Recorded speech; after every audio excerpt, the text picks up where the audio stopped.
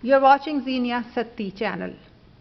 2 months after a failed mutiny and days after he issued video extolling glory to homeland Russia and military support to brave Africans trying to free themselves of continued exploitation by former imperial powers and their alleged protege terror groups, Prigozhin, along with 6 Wagner men and 3 crew members, is killed in a plane crash while flying from Moscow to St. Petersburg. West is calling Putin Prigozhin's murderer. Putin has called for investigation of the plane crash. In the early 1900s, when Europe was a hostile place, great powers were forming alliances against each other while maintaining military readiness. The area of greatest instability was in the Balkans, where a number of small and independent countries in Eastern Europe were situated. It was wedged between the powers of Austria, Russia, and Turkey.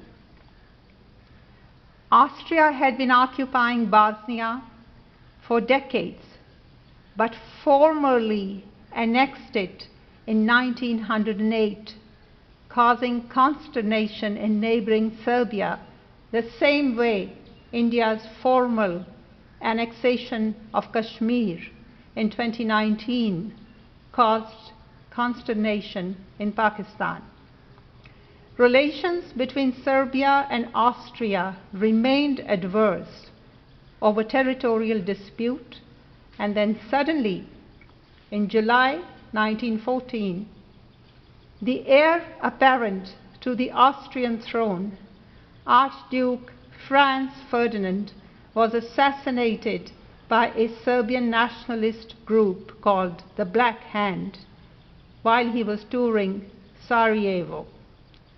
This was the spark that ignited the international tensions spanning the continent, resulting in the First World War, which ultimately led to the collapse of all absolute monarchies in Europe: the Kaiser of Germany, the Tsar of Russia, the Sultan of Turkey, the Emperor of Austria, and the King of Hungary. Prigozhin's death and the circumstances surrounding it are reminiscent of Archduke Franz Ferdinand's assassination. Days before Prigozhin was killed, he pitched himself as a threat to the post-imperial interests of European powers. What if the investigation in Russia finds evidence of NATO involvement in Prigozhin's assassination? It would mean an act of NATO aggression on Russian territory took place, which would pave grounds for direct war between Russia and its allies and NATO.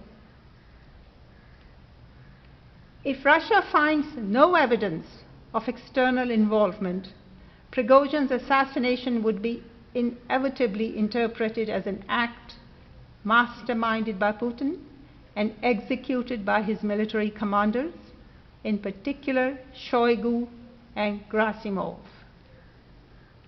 That could ignite an internal rebellion in Russia, because Prigozhin was a great mobilizer and has a following inside Russia, as exhibited through his easy sweep over Rostov in June. If the rebellion is serious enough, large numbers involved, including men from the military, it would have a negative impact on Putin's rule and Russia's war with Ukraine.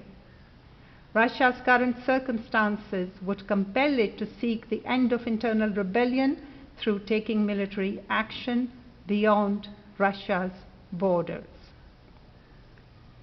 Rather than getting out of Ukraine in the style of US evacuation from Vietnam, Russia would intensify blitz and raise the stakes further for Ukraine. Seeing a high number of Ukrainians, including civilians, being killed, NATO would escalate its supplies to higher levels. That would inevitably lead to Russian military having to take action against supply lines, i.e., NATO bases in the Baltics, a whole pan from up north to south in Romania. War in Europe would mean Third World War due to North America's involvement. NATO and Putin both have incentive to pin the blame for Prigozhin's assassination on each other.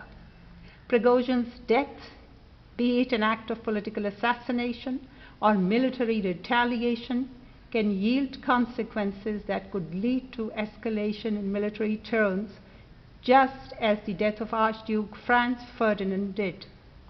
And even though Prigozhin is not as high-ranking a leader as Archduke Franz Ferdinand was, some historians note that Ferdinand's killing was not really a 9/11 moment for Austria-Hungary. He was not a very beloved figure in the empire, and his death was less a cause for deep mourning than an excuse for belligerent statesmen to pursue their aims of creating breakthrough in pre-existing tensions. Prigozhin is the opposite of Ferdinand. He's not a high-ranking political figure, but is nonetheless a charismatic figure in Russia and an influential figure abroad. Just before his demise, he showcased two high-profile events that proved his support base in Russia and his influence in Africa's Sahel region. The potential for big power exploitation of Prigozhin's death for political military gain is there in current circumstances in the Baltics, though it may take longer to materialize. What makes today's world different from the one in 1914 is that threats were larger in scale then, but fewer in number, which is why a straightforward world war was triggered in Europe. The innumerable threats of today, hybrid war, cyber war, info war, trade war, nuclear war, all feed into the potential for an all-out war between big powers, making a global military demonstration a plausible event.